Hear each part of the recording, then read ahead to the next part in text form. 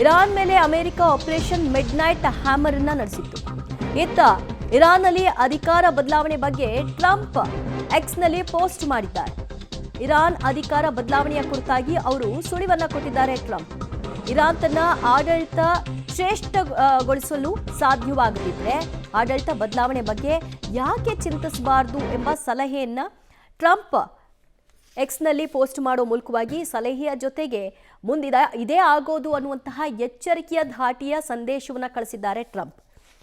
ಈಗಿರುವಂತಹ ಗುರಿ ಇದೆ, ಒಟ್ಟು ಇರಾನ್ ಅಣ್ವಸ್ತ್ರವನ್ನು ಹೊಂದದ ಹಾಗೆ ಅವರ ಒಂದು ಹೇಳಿಕೆಗಳನ್ನು ದಾಖಲು ಮಾಡುವುದು. ಅದು ಆಗದೇ ಇದ್ದಂತಹ ಸಂದರ್ಭದಲ್ಲಿ ಅಲ್ಲಿ ಖಮೇನಿಯನ್ನೇ ಬದಲಾಯಿಸುವಂತಹ ನಿಟ್ಟಿನಲ್ಲಿ ಚಿಂತನೆಗಳು ಸಾಗ್ತಾ ಇದೆ. ನಿಮ್ಮ ಕೈಯಲ್ಲಿ ಅಧಿಕಾರ ನಡೆಸಲಿಕ್ಕೆ ಆಗಲ್ಲ ಅಂದರೆ, ಆಡಳಿತ ಶ್ರೇಷ್ಠಗೊಳಿಸಲು ಸಾಧ್ಯವಾಗದಿದ್ದರೆ ನೀವು ಅಧಿಕಾರ ಯಾಕೆ ನಡೆಸ್ತೀರಿ, ಬದಲಾವಣೆಯನ್ನು ಯಾಕೆ ಮಾಡಿಕೊಳ್ಬಾರ್ದು, ಅದರ ಬಗ್ಗೆ ಯಾಕೆ ಚಿಂತಿಸಬಾರ್ದು ಅಂತ ಟ್ರಂಪ್ ಹೇಳಿರೋದ್ರಿಂದ ನೆಕ್ಸ್ಟ್ ಟಾರ್ಗೆಟ್ ಅದರ ಕಡೆಗೆ ಗಮನ ಹರಿಸೋದು.